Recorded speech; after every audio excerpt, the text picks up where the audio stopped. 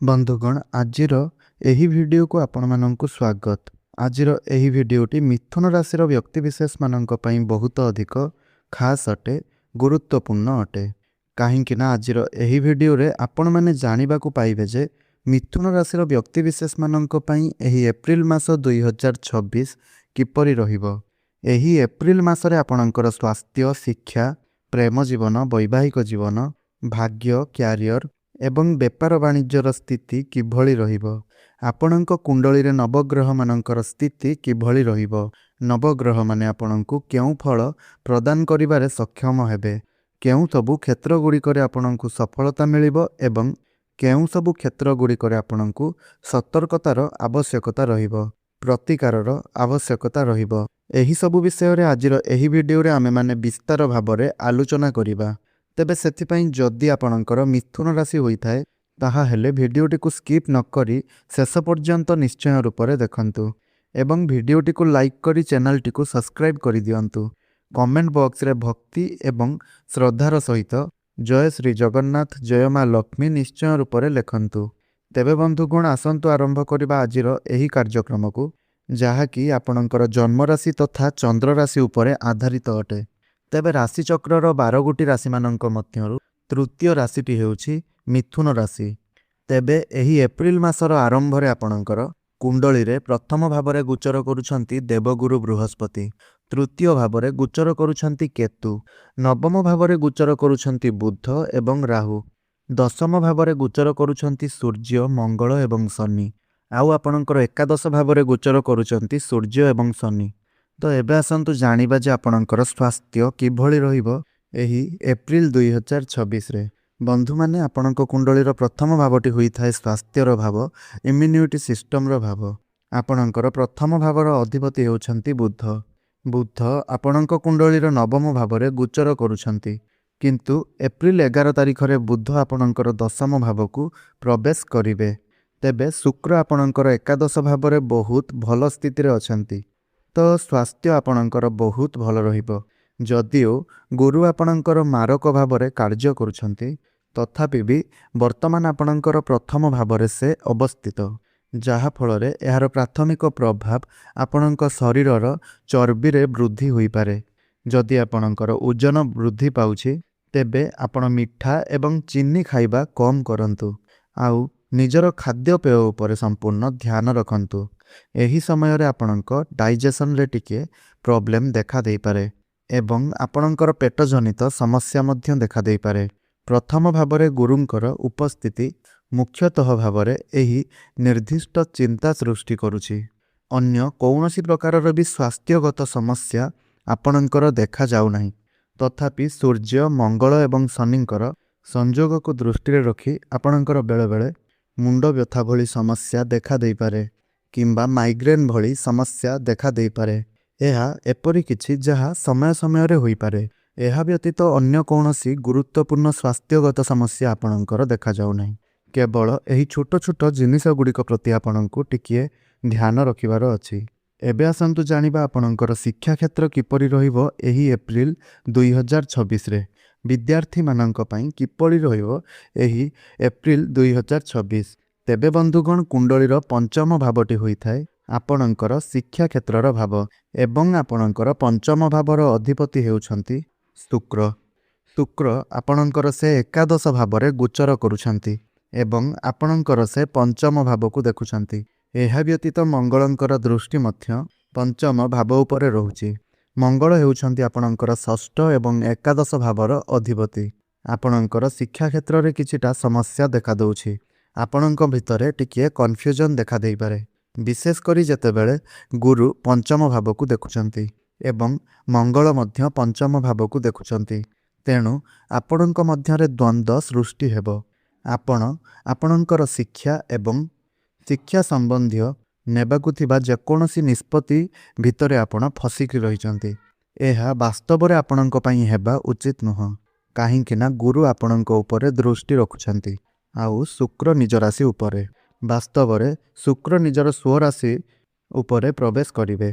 तेणु आपण आगकू बढ़िबा उचित। आपणकर पाठ पढ़ा रिलेटेड आपण जहाँ भी किसी डिसीजन नेबा पई चाहुचंती ସେଥିରେ ଆପଣ ଆଗକୁ ବଢ଼ିବା ଉଚିତ, କାହିଁକି ନା ଆପଣଙ୍କର ଶିକ୍ଷା କ୍ଷେତ୍ର ବହୁତ ଭଲ ରହୁଅଛି। ଏହା ବ୍ୟତୀତ ଏପ୍ରିଲ 19 ପରେ ଯଦି ଆପଣ ଆପଣଙ୍କର ଶିକ୍ଷା ପାଇଁ କୌଣସି ଗୁରୁତ୍ୱପୂର୍ଣ୍ଣ ଯାତ୍ରା କରିବା ପାଇଁ ଚିନ୍ତା କରୁଛନ୍ତି କିମ୍ବା ବିଦେଶ ଯାତ୍ରା କରିବା ପାଇଁ ଅଧ୍ୟୟନ ପାଇଁ ଆପଣ ଅନ୍ୟ କୌଣସି ସହରକୁ ଯିବା ପାଇଁ ଚିନ୍ତା କରୁଛନ୍ତି, ତେବେ ଗ୍ରହମାନଙ୍କର ସଂଯୋଜନା ଆପଣଙ୍କ ପାଇଁ ଅନୁକୂଳ ରହୁଛି। ଆପଣ ନିଶ୍ଚିନ୍ତ ଭାବରେ ଆଗକୁ ବଢ଼ିପାରିବେ। ବର୍ତ୍ତମାନର ଗ୍ରହ ପରିବର୍ତ୍ତନ ଆପଣଙ୍କର ଶିକ୍ଷା କ୍ଷେତ୍ର ପାଇଁ ବହୁତ ଭଲ ରହୁଅଛି। ତେଣୁ ଆପଣ ନିଶ୍ଚିନ୍ତ ଭାବରେ ଆପଣଙ୍କର ଶିକ୍ଷା କ୍ଷେତ୍ରରେ ଆଗକୁ ବଢ଼ନ୍ତୁ। ସମୟ ଆପଣଙ୍କର ସାଥ ଦେବ। ଏହି ସମୟରେ ଯଦି ଆପଣଙ୍କର କିଛି ଏକ୍ଜାମ୍ ଅଛି, କିଛି ଆପଣଙ୍କର କମ୍ପିଟେଟିଭ୍ ପରୀକ୍ଷା ରହିଛି, ତେବେ ସେଥିରେ ମଧ୍ୟ ଆପଣ ଆଶା କରିଥିବା ଫଳ ପ୍ରାପ୍ତି କରିବେ। ତେବେ ନିଶ୍ଚିନ୍ତ ରୂପରେ ଆପଣଙ୍କର ଏପ୍ରିଲ ମାସରେ ଶିକ୍ଷା କ୍ଷେତ୍ର ବହୁତ ଭଲ ରହିବ। ଏବେ ଆସନ୍ତୁ ଜାଣିବା ଆପଣଙ୍କର ପ୍ରେମ ଜୀବନ କିଭଳି ରହିବ ଏହି ଏପ୍ରିଲ ମାସ 2026ରେ। ତେବେ ବନ୍ଧୁଗଣ, କୁଣ୍ଡଳୀର ପଞ୍ଚମ ଭାବଟି ଆପଣଙ୍କର ଶିକ୍ଷାର ଭାବ ହେବା ସହିତ ପଞ୍ଚମ ଭାବଟି ମଧ୍ୟ ହୋଇଥାଏ ଆପଣଙ୍କର ପ୍ରେମ ଜୀବନର ଭାବ, ଆପଣଙ୍କର ସନ୍ତାନର ଭାବ। ତ ଆପଣଙ୍କର ପଞ୍ଚମ ଭାବର ଅଧିପତି ଶୁକ୍ର ଏକାଦଶ ଭାବରେ ଗୋଚର କରୁଛନ୍ତି ଏବଂ ପଞ୍ଚମ ଭାବକୁ ଦେଖୁଛନ୍ତି। ମଙ୍ଗଳଙ୍କର ଦୃଷ୍ଟି ମଧ୍ୟ ପଞ୍ଚମ ଭାବ ଉପରେ ରହୁଛି। ତେଣୁ ଆପଣଙ୍କର ପ୍ରେମ ଜୀବନରେ ଟିକିଏ ଉତ୍ଥାନ ପତନ ଦେଖାଦେଇପାରେ। ବୃହସ୍ପତି, ଶୁକ୍ର ଏବଂ ମଙ୍ଗଳ ଏହି ତିନୋଟି ଗ୍ରହଙ୍କର ଦୃଷ୍ଟି ଆପଣଙ୍କର ପଞ୍ଚମ ଭାବ ଉପରେ ରହୁଛି, ଯାହାଫଳରେ ଆପଣଙ୍କ ମଧ୍ୟରେ ଟିକିଏ କନଫ୍ୟୁଜନ୍ ଦେଖାଦେଉଛି। ଆପଣଙ୍କ ମଧ୍ୟରେ ଟିକିଏ ଯୁକ୍ତିତର୍କ ଦେଖାଦେଇପାରେ। ତେବେ ଶୁକ୍ର କିନ୍ତୁ ଆପଣଙ୍କର ସବୁକିଛିକୁ ଠିକ୍ କରିନେବେ, କାହିଁକି ନା ଶୁକ୍ର ଉଚ୍ଚ ସ୍ଥିତିରେ ଅଛନ୍ତି। ତେଣୁ ଆପଣଙ୍କ ମଧ୍ୟରେ ଝଗଡ଼ା ହେଲେ ବି, ଯୁକ୍ତିତର୍କ ହେଲେ ବି ଶୁକ୍ର ପୁଣି ସେହି ସବୁକୁ ଠିକ୍ କରିନେବେ। ଆପଣଙ୍କ ମଧ୍ୟରେ ପୁଣି ସବୁକିଛି ଠିକ୍ ହୋଇଯିବ। ଏବେ ଆସନ୍ତୁ ଜାଣିବା ଆପଣଙ୍କର ବୈବାହିକ ଜୀବନ କିଭଳି ରହିବ ଏହି ଏପ୍ରିଲ ମାସ 2026ରେ। ତେବେ ବନ୍ଧୁମାନେ, କୁଣ୍ଡଳୀର ସପ୍ତମ ଭାବଟି ହୋଇଥାଏ ଆପଣଙ୍କର ବୈବାହିକ ଜୀବନର ଭାବ, ଆପଣଙ୍କର ଜୀବନସାଥୀର ଭାବ। ତେବେ ଆପଣଙ୍କର ସପ୍ତମ ଭାବର ଅଧିପତି ହେଉଛନ୍ତି ଦେବଗୁରୁ ବୃହସ୍ପତି। ଦେବଗୁରୁ ବୃହସ୍ପତି ଆପଣଙ୍କ କୁଣ୍ଡଳୀର ପ୍ରଥମ ଭାବରେ ଗୋଚର କରୁଛନ୍ତି ଏବଂ ଦେବଗୁରୁଙ୍କର ଦୃଷ୍ଟି ମଧ୍ୟ ସପ୍ତମ ଭାବ ଉପରେ ରହୁଛି। ତେଣୁ ଏହାର ଅର୍ଥ ହେଉଛି ଯେ ଆପଣଙ୍କର ବୈବାହିକ ଜୀବନ ବହୁତ ଭଲ ରହିବ। ଆପଣଙ୍କର ଜୀବନସାଥୀ ତାଙ୍କର ପର୍ସନାଲ ଆଉ ପ୍ରଫେସନାଲ ଲାଇଫ୍ରେ ଗ୍ରୋଥ୍ ଦେଖିବା ପାଇଁ ପାଇବେ। ତାଙ୍କର ଭାଗ୍ୟରେ ମଧ୍ୟ ଉନ୍ନତି ଆସିବ। ଜୁନ 2 ପରେ ଆପଣଙ୍କର ଜୀବନସାଥୀଙ୍କ ପାଇଁ ଆହୁରି ଅଧିକ ଭଲ ସମୟ ଆସିବ। ଆପଣଙ୍କର ବୈବାହିକ ଜୀବନ ବର୍ତ୍ତମାନ ସ୍ଥିର ଅବସ୍ଥାରେ ରହିଛି, କାହିଁକି ନା ଗୁରୁ ବର୍ତ୍ତମାନ ତାଙ୍କର ସପ୍ତମ ସ୍ଥାନ ଉପରେ ତାଙ୍କର ମଙ୍ଗଳ ଦୃଷ୍ଟି ପକାଉଛନ୍ତି। ଏହା ବ୍ୟତୀତ ଗୁରୁ ନିଜେ ପ୍ରଥମ ଭାବରେ ରହିଛନ୍ତି, ଯାହାଫଳରେ ଆପଣଙ୍କ ଜୀବନସାଥୀଙ୍କ ମଧ୍ୟରେ ଜ୍ଞାନ ଏବଂ ଚତୁରତା ମଧ୍ୟ ବୃଦ୍ଧି ପାଇବ। ତେଣୁ ମୋଟାମୋଟି ରୂପରେ ଦେଖିବା ପାଇଁ ଗଲେ ଆପଣଙ୍କର ବୈବାହିକ ଜୀବନ ବହୁତ ଭଲ ରହିବ। ଯଦି ପୂର୍ବରୁ ଆପଣଙ୍କର ବୈବାହିକ ଜୀବନରେ କୌଣସି ପ୍ରକାରର ମନାନ୍ତର ମତାନ୍ତର ରହିଥିଲା, କୌଣସି ପ୍ରକାରର ସମସ୍ୟା ରହିଥିଲା, ତାହେଲେ ତାହା ମଧ୍ୟ ସୁଧୁରିଯିବ। ଆପଣଙ୍କର ବୈବାହିକ ଜୀବନ ବିଷୟରେ ଚିନ୍ତା କରିବାର କୌଣସି ବି ବିଷୟ ନାହିଁ। ଏବେ ଆସନ୍ତୁ ଜାଣିବା ଯେ ସବୁଠାରୁ ମହତ୍ତ୍ୱପୂର୍ଣ୍ଣ ବିଷୟବସ୍ତୁ ଆପଣଙ୍କର ଭାଗ୍ୟ, ଆପଣଙ୍କର କ୍ୟାରିୟର ଏବଂ ବେପାର ବାଣିଜ୍ୟର ସ୍ଥିତି କିଭଳି ରହିବ ଏହି ଏପ୍ରିଲ 2026ରେ। ତେବେ ବନ୍ଧୁଗଣ, କୁଣ୍ଡଳୀର ନବମ ଭାବଟି ହୋଇଥାଏ ଆପଣଙ୍କ ଭାଗ୍ୟର ଭାବ ଆଉ ଦଶମ ଭାବଟି ହୋଇଥାଏ ଆପଣଙ୍କ କ୍ୟାରିୟରର ଭାବ। ତେଣୁ ଆପଣଙ୍କ ଭାଗ୍ୟ ଭାବର ଅଧିପତି ହେଉଛନ୍ତି ଶନି ଆଉ ଆପଣଙ୍କ କ୍ୟାରିୟର ଭାବର ଅଧିପତି ହେଉଛନ୍ତି ଗୁରୁ। ତ ଆପଣଙ୍କ ଭାଗ୍ୟ ଭାବର ଅଧିପତି ଶନି ଆପଣଙ୍କର ଦଶମ ଭାବରେ ଗୋଚର କରୁଛନ୍ତି, କେନ୍ଦ୍ରରେ ଗୋଚର କରୁଛନ୍ତି। ଗୁରୁ ମଧ୍ୟ ଆପଣଙ୍କ ଭାଗ୍ୟ ଭାବକୁ ଦେଖୁଛନ୍ତି। ତଥାପି ବି ରାହୁ ଆପଣଙ୍କର ଭାଗ୍ୟ ଭାବରେ ଗୋଚର କରୁଛନ୍ତି। ଗୁରୁ ଆପଣଙ୍କ ଭାଗ୍ୟରେ ବୃଦ୍ଧି କରିବାର କାର୍ଯ୍ୟ କରୁଛନ୍ତି, କିନ୍ତୁ ରାହୁ ଏଠାରେ ବାଧା ଦେଉଛନ୍ତି। ସେ ଅପେକ୍ଷା କରାଇବାର ସଂକେତ ଦେଉଛନ୍ତି, ବିଳମ୍ବ କରାଇବାର ସଂକେତ ଦେଉଛନ୍ତି। କିନ୍ତୁ ବୃହସ୍ପତି ଆପଣଙ୍କର ସେହି ବାଧାରେ ଅଟକିବେ ନାହିଁ, ଆପଣଙ୍କୁ ନିଶ୍ଚିନ୍ତ ରୂପରେ ଆଗକୁ ବଢ଼ାଇବେ। ଶନି ମଧ୍ୟ ଆପଣଙ୍କର କେନ୍ଦ୍ରରେ ରହୁଛନ୍ତି, ତେଣୁ ଆପଣଙ୍କର ଭାଗ୍ୟ ପ୍ରବଳ ରହିଛି। ଆପଣଙ୍କ ଭାଗ୍ୟରେ ବିଳମ୍ବ ଦେଖାଯାଇପାରେ, କିନ୍ତୁ ଆପଣ ଯେକୌଣସି କାମରେ ହାତ ଦେବେ ସେହି କାମରେ ଆପଣଙ୍କୁ ସଫଳତା ନିଶ୍ଚିନ୍ତ ରୂପରେ ପ୍ରାପ୍ତି ହେବ।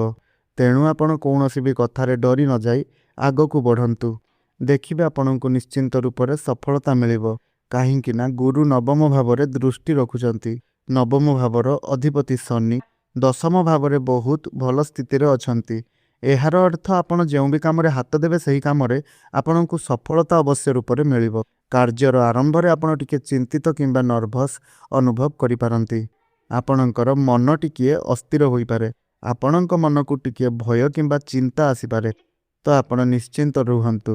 ଏହି ଚିନ୍ତା ନିଶ୍ଚିନ୍ତ ଭାବରେ ଭିତ୍ତିହୀନ ଏବଂ ଅନାବଶ୍ୟକ। ତେଣୁ ଆପଣ କେବଳ ଆଗକୁ ଆଗକୁ ବଢ଼ନ୍ତୁ। ଦେଖିବେ ଆପଣଙ୍କର ଭାଗ୍ୟ ପ୍ରତ୍ୟେକଟି କ୍ଷେତ୍ରରେ ଆପଣଙ୍କର ସାଥ ଦେବ। ଏବେ ଯଦି ଆମେ ଆପଣଙ୍କ କ୍ୟାରିୟର କଥା କହିବା ତ ଆପଣଙ୍କ କ୍ୟାରିୟର ଭାବର ଅଧିପତି ଦେବଗୁରୁ ବୃହସ୍ପତି ଆପଣଙ୍କର ପ୍ରଥମ ଭାବରେ ଅଛନ୍ତି। ଏଥିପାଇଁ ଆପଣଙ୍କର ଚିନ୍ତାର କୌଣସି ପ୍ରକାରର ବି ଆବଶ୍ୟକତା ନାହିଁ। ଆପଣଙ୍କର ଦଶମ ଭାବରେ ସୂର୍ଯ୍ୟ ଗୋଚର କରୁଛନ୍ତି, ମଙ୍ଗଳ ମଧ୍ୟ ଅଛନ୍ତି। ତେଣୁ ଅତ୍ୟଧିକ ଚିନ୍ତାର କୌଣସି ବି କାରଣ ନାହିଁ। ଯେହେତୁ ଏମାନେ ପାପୀ ଗ୍ରହ ଅଟନ୍ତି ତେଣୁ ବେଳେବେଳେ ଦ୍ୱନ୍ଦ୍ୱ ସୃଷ୍ଟି ହୋଇପାରେ। ଆପଣଙ୍କ ମଧ୍ୟରେ କିଛିଟା ପ୍ରଭାବଶାଳୀ ଆଚରଣ ବିଚରଣ କରିପାରନ୍ତି କିମ୍ବା ଆପଣ ଆପଣଙ୍କର ବୃତ୍ତିଗତ ପ୍ରୟାସ ସମ୍ପର୍କରେ ଟିକିଏ ଅହଙ୍କାରୀ ହୋଇପାରନ୍ତି। ଆପଣଙ୍କ ମନକୁ ଟିକିଏ ଅହଙ୍କାର ଭାବ ଆସିପାରେ। ଏହିପରି ଭାବନା ଗୁଡ଼ିକ ଆପଣଙ୍କର ମନ ମଧ୍ୟରେ ସୃଷ୍ଟି ହୋଇପାରେ। ତ ଯେତେବେଳେ ଅହଙ୍କାର ଭାବେ ସେହି ସମୟରେ ଆପଣ ନିଜକୁ ନମ୍ର ରଖିବା ପାଇଁ ଚେଷ୍ଟା କରନ୍ତୁ। ଅହଙ୍କାରକୁ ଆପଣ ନିଜ ମଧ୍ୟରେ ସ୍ଥାନ ଦିଅନ୍ତୁ ନାହିଁ। ଏହି କଥାଟିକୁ ଆପଣ ସର୍ବଦା ଧ୍ୟାନ ଦିଅନ୍ତୁ। ଯଦି ଆପଣ ଏହି କଥାକୁ ନିଜର କଣ୍ଟ୍ରୋଲରେ ରଖୁଛନ୍ତି ତେବେ କ୍ୟାରିୟର ଆପଣଙ୍କର ଏହି ଏପ୍ରିଲ ମାସରେ ବହୁତ ଭଲ ରହିବ। ଯଦିଓ ବି ଆପଣଙ୍କ ପାଖରେ ଚାକିରି ନାହିଁ ତେବେ ଚାକିରି ମିଳିବାର ମଧ୍ୟ ବହୁତ ଅଧିକ ସମ୍ଭାବନା ରହୁଛି। ଏବଂ ଯଦି ଆପଣ ଆପଣଙ୍କର ଚାକିରି କ୍ଷେତ୍ରରେ ଅଛନ୍ତି ତ ଆଗକୁ ପ୍ରମୋସନ୍ ମିଳିବାର ମଧ୍ୟ ଅଧିକ ସମ୍ଭାବନା ରହୁଛି। ତେବେ ଆପଣଙ୍କ ମଧ୍ୟରେ ସ୍ଥିରତା ଏବଂ ଶୃଙ୍ଖଳା ଏହି ଦୁଇଟି ଜିନିଷ ଆପଣଙ୍କ ମଧ୍ୟରେ ଭଲ ଭାବରେ ରହିବା ଉଚିତ। ଅହଙ୍କାର ଠାରୁ ଆପଣ ଯେତେ ଦୂରେଇ ରହିବେ ଆପଣଙ୍କ ପାଇଁ ସେତେ ଅଧିକ ଲାଭ ହେବ। ଆପଣ କିଛି ବଡ଼ ଲକ୍ଷ୍ୟ ହାସଲ କରନ୍ତୁ। ଆପଣଙ୍କର ଆର୍ଥିକ ସମ୍ଭାବନା ମଧ୍ୟ ଉତ୍କୃଷ୍ଟ ଦେଖାଦେଉଅଛି। ଆପଣଙ୍କର ଆର୍ଥିକ ସ୍ଥିତି ମଧ୍ୟ ବହୁତ ଭଲ ଦେଖାଦେଉଛି। ଧନ ସମ୍ବନ୍ଧରେ ଆପଣଙ୍କର ସମ୍ପର୍କ ବହୁତ ଅନୁକୂଳ ରହୁଅଛି। କାରଣ ମଙ୍ଗଳ ଆପଣଙ୍କ କେନ୍ଦ୍ରରେ ଗୋଚର କରୁଛନ୍ତି ଏବଂ ଚତୁର୍ଥ ଭାବକୁ ଦେଖୁଛନ୍ତି, ଯାହାକି ଆପଣଙ୍କୁ ଅନେକ ଆରାମ ଏବଂ ଅନେକ ସୁବିଧା ଆପଣଙ୍କୁ ପ୍ରଦାନ କରିବ। ଭ୍ରମଣ, ବିଶ୍ରାମ ଏବଂ ଉପଭୋଗ ପାଇଁ ସୁଯୋଗ ଆପଣଙ୍କୁ ପ୍ରଦାନ କରିବ। ତ ଏହି କ୍ଷେତ୍ରରେ କୌଣସି ବି ସମସ୍ୟା ଆପଣଙ୍କର ନାହିଁ। ଆପଣଙ୍କ ବିଜନେସ୍ ମଧ୍ୟ ଏହି ଏପ୍ରିଲ ମାସରେ ବହୁତ ଭଲ ରହିବ। ତ ଏବେ ଆସନ୍ତୁ ଜାଣିବା କିଛି ପ୍ରତିକାର ଗୁଡ଼ିକ ବିଷୟରେ, ଯେଉଁ ପ୍ରତିକାର ଗୁଡ଼ିକ କରିବା ଦ୍ୱାରା ଆପଣଙ୍କୁ ଅଧିକ ମାତ୍ରାରେ ଶୁଭ ଫଳ ପ୍ରାପ୍ତି ହେବ ଏବଂ ଯାହା ସବୁ ଅଶୁଭତ୍ୱ ରହୁଛି ସେହି ସବୁ ଗୁଡ଼ିକ ଶୁଭ ହେବାକୁ ଲାଗିବ। ତ ସେଥିପାଇଁ ଆପଣ ପ୍ରତ୍ୟେକ ଦିନ ବୁଦ୍ଧଙ୍କର ବୀଜ ମନ୍ତ୍ର 108 ଥର ଜପ କରନ୍ତୁ। ପ୍ରତ୍ୟେକ ଦିନ ହନୁମାନ ଚାଳିଶାର ପାଠ କରନ୍ତୁ ଏବଂ ପ୍ରତ୍ୟେକ ଦିନ ଉଦିତ ସୂର୍ଯ୍ୟଙ୍କୁ ତମ୍ବା ପାତ୍ରରେ ଜଳାର୍ଘ୍ୟ ଅର୍ପଣ କରନ୍ତୁ ଏବଂ ପ୍ରତ୍ୟେକ ଦିନ ସକାଳେ ଓମ୍ ନମଃ ଶିବାୟ ଏହି ମନ୍ତ୍ରଟିକୁ ଆପଣ 108 ଥର ଜପ କରନ୍ତୁ। ଆପଣଙ୍କୁ ଅଧିକ ମାତ୍ରାରେ ଶୁଭ ଫଳ ପ୍ରାପ୍ତି ହେବ। ତେବେ ବନ୍ଧୁମାନେ ଆପଣଙ୍କର ଜୀବନ ମଙ୍ଗଳମୟ ହେଉ, ଏହା ହିଁ ଈଶ୍ୱରଙ୍କ ନିକଟରେ ମୋର ପ୍ରାର୍ଥନା। ଧନ୍ୟବାଦ।